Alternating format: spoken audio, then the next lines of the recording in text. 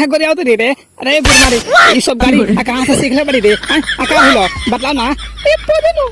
मेरा रू वाखे में बड़ी देख लो बड़ो पंखा किने में त हम गाय पड़ता कितने गर्मी होतो लहंगा में अब भाग हो सकी लुगा सरिया तोहार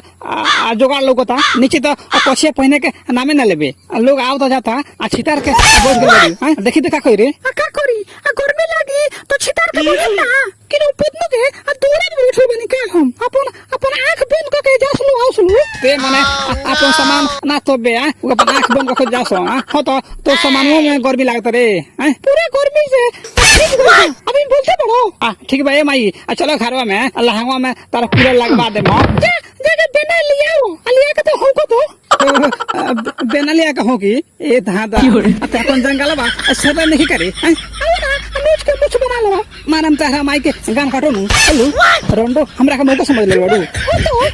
ना हुआ पर खाना होता है चुप करे हाला मत कर कोनो सुन ली तब रे हम तो हाला करबे करो खाली जीप से तो काटे लो मारम तारा गाने फाड़ दे हट बुरमारी के ना छोड़ना हम तो इज्जत लेती है रे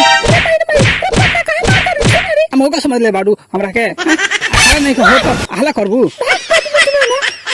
हमारे का गाड़ी को हट तोड़ दो होता